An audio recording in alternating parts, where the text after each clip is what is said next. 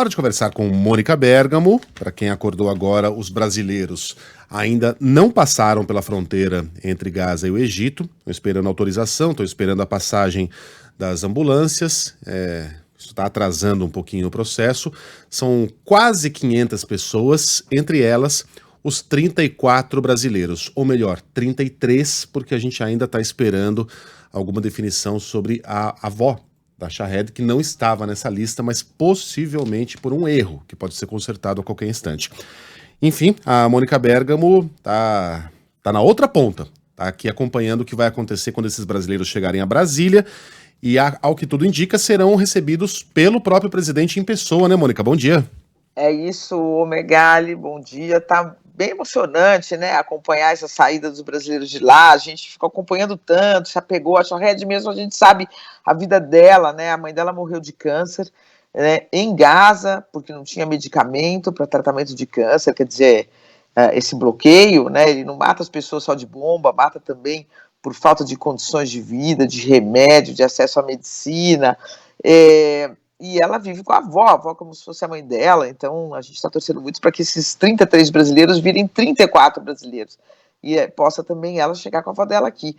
Agora, o Megali, o presidente Lula, decidiu que vai receber os brasileiros que estavam na faixa de Gaza quando eles desembarcarem no Brasil. A chegada do voo, se tudo der certo, está prevista para domingo, em Brasília, né? O governo já tinha sido avisado ontem da saída dos brasileiros, a gente antecipou isso na Folha de São Paulo, e aí se começou a se preparar para essa recepção. E por que o Lula decidiu que vai receber os brasileiros, Megali? Lula decidiu participar da chegada pelo enorme simbolismo que vai ter esse desembarque desses brasileiros que estavam em Gaza. Eles foram os últimos a sair da região do conflito, né? Você tinha brasileiros em Israel, na Cisjordânia e em Gaza. E o fluxo, né, de viagens, ele obedeceu à situação que a gente vê no país. Quer dizer, naquela região, quem estava em Israel teve todas as facilidades. Foram 1.413, se não me engano, brasileiros que estavam em Israel, que voltaram. O conflito, o ataque terrorista do Hamas foi no dia 7, no dia 10, 3 dias depois, esses voos começaram a sair de forma ininterrupta de Israel para o Brasil. Foram 8 voos, trazendo mais de 1.400 brasileiros. Depois você começou a virar os olhos para Cisjordânia e Gaza. Embora o governo brasileiro imediatamente tenha colocado à disposição avião para todos e tenha feito gestões para que todos saíssem naquele momento, logo nos primeiros dias do conflito de lá, com os cidadãos da Cisjordânia foi muito mais difícil. Eles estão em cidades bloqueadas, não podem se movimentar sem passar por checkpoints, não podem sair de lá sem concordância de Israel, né? Eles têm que ir para a Jordânia para pegar avião, é uma confusão grande. Então depois conseguiram trazer 32 cidadãos que estavam na Cisjordânia, e ficou faltando esses 34 brasileiros que estão em Gaza, que enfrentaram escassez de comida, escassez de água, falta de eletricidade, tinham que andar quilômetros para conseguir um recarregador com energia solar, para conseguir se comunicar com seus familiares no Brasil. O pânico de morrer, né, Megali, porque a gente viu outro dia uma enfermeira dos Estados Unidos que saiu de Gaza falando: não há lugar seguro em Gaza, né? Há bombardeios por todo o território, claro que mais intensos no norte, mas há bombardeios no território todo. Então, imagina a situação de pânico.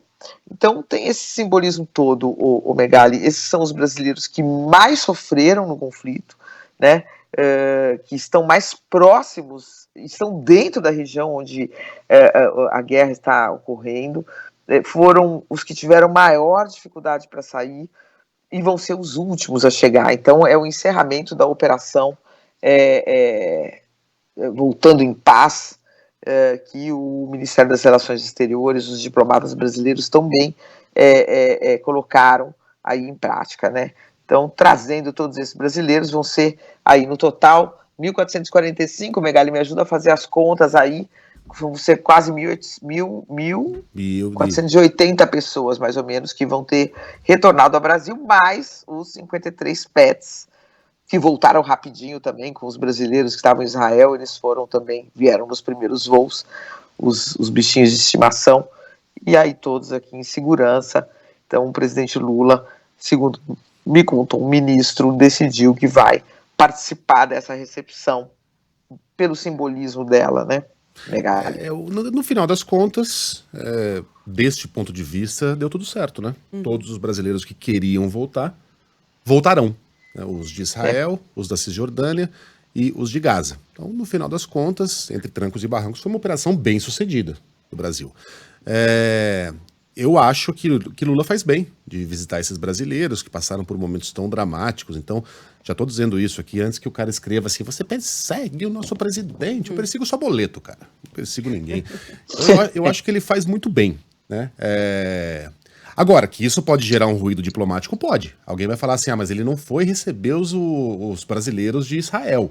Estava internado ainda e estava se recuperando um período, exato, né? Ele tem a seu favor o fato de ele estar se recuperando de uma cirurgia. E 2, ele também não recebeu os brasileiros da Cisjordânia. Pois é, isso me chama atenção, porque foi agora dia 2 de novembro, né? Os brasileiros que vieram da Cisjordânia também não foram recebidos, né? Não é uma situação tão dramática, né?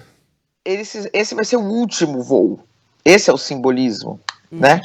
Esse vai ser o último voo que virá da região. E vai ser o encerramento dessa operação. E essa operação está muito bem avaliada, sabe, Sheila, Megali, Carla?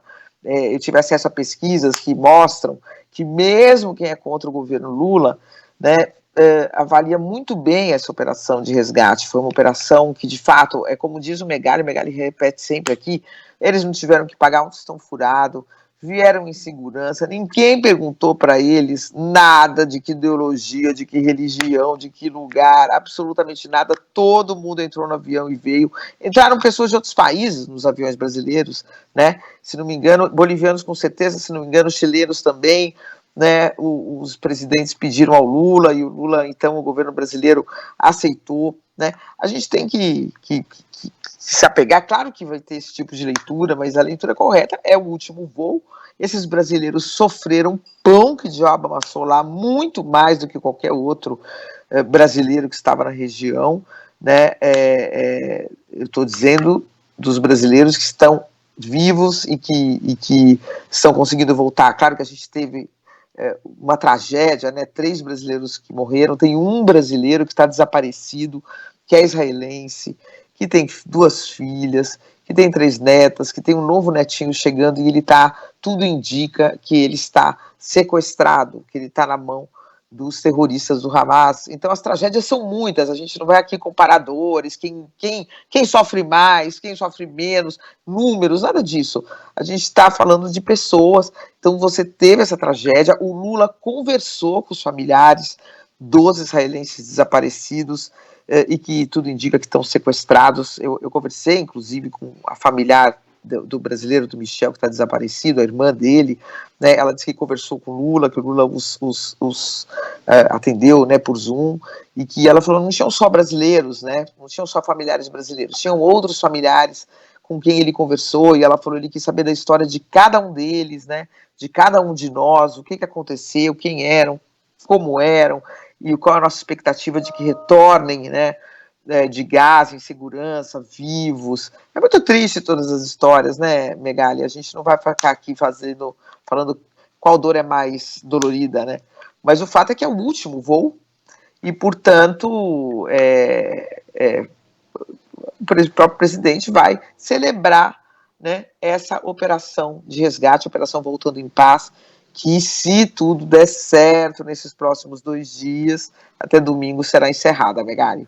Muito bem. Estamos na expectativa, por enquanto, nada de os brasileiros, junto com os outros quase 500 cidadãos de outros países. Aliás, deixa eu falar aqui quais são esses países, deixa eu aproveitar aqui.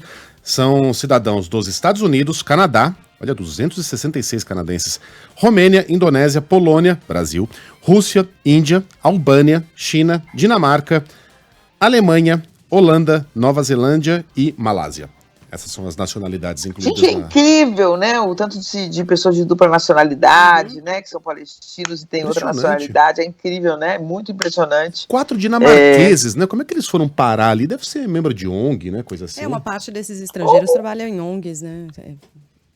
Você tem uma diáspora palestina também, né, Megali? Você sabia que no Chile é a maior comunidade palestina fora da Palestina? Nossa, estava vendo isso essa semana, uma longa reportagem sobre essa imensa comunidade de palestinos no Chile. Deve ter restaurantes ótimos ali. Porque quando houve essa diáspora, quer dizer, os primeiros que chegaram no Chile, o Chile é um país maravilhoso, como a gente sabe, uma vida razoavelmente boa, né, assim, fácil, e melhor, assim, que a do Brasil, são condições melhores, ou eram pelo menos, e aí um dá certo, vai chamando o outro, vai chamando o outro, vai chamando o outro. Eu vi um documentário, inclusive, que mostra como a história desses palestinos por meio das fitas cassete, Megali, que eles mandavam um para o outro, demoravam meses para chegar as fitas aqui, vinham de navio, né? Mas assim, era tio falando com sobrinho, irmão falando com irmão, os que ficaram na Palestina mandando essas fitas cassete para relatar tudo o que estava acontecendo lá, e os palestinos que estavam no Chile relatando de volta. Então você tem uma história daquele momento do país, baseada nessas fitas cassete que os familiares mandavam uns para os outros e que foram resgatadas. E tem um documentário sobre isso. Então, assim, as pessoas andam pelo mundo, os povos andam pelo mundo, né, o Megali, e é isso. Tinham 34 brasileiros em Gaza, né, são 6 mil brasileiros na Cisjordânia, uma minoria quis voltar, a maioria quis ficar, né, vivem lá, tem família, é o país deles, é o território deles, eles querem ficar lá mesmo em condições muito adversas. Então, tem essas curiosidades que a gente vai descobrindo, né, Megali? É como mineiro de Governador Valadares indo para Massachusetts. Ninguém sabe exatamente por que esse movimento em massa aconteceu, mas a explicação mais aceita é: um belo dia alguém foi, gostou e ligou para os parentes falar que é bom, e de repente todo mundo foi. Começou aí. Você vai para Governador Valadares, está cheio de agência de turismo lá, que coloca brasileiro. Quando surgiu o Hassan, né, os brasileiros que a gente está tendo mais contato, falam: o que ele foi fazer lá em Gaza, meu Deus? Bom, a família dele é de Gaza, né? Inclusive, uma das grandes aflições dele é que a mãe vai ficar, né? Ele não conseguiu, até perguntei para ele agora de manhã. Ele tinha ele falou com a gente aqui, né, ao vivo. Ele falou aqui. A mãe dele não conseguiu voltar, né? Não conseguiu ser incluída na lista. Ele tinha pedido até pro Lula, o Lula conversou com ele também, e é muito triste, né? Você volta e deixa sua mãe numa situação tão horrorosa, né? No inferno. E, bom, enfim, é isso, gente. Acho que eu falei demais. E o Killing tá lá, pendurado, coitado. Mônica, beijo pra você, até amanhã nada, até segunda. Lá.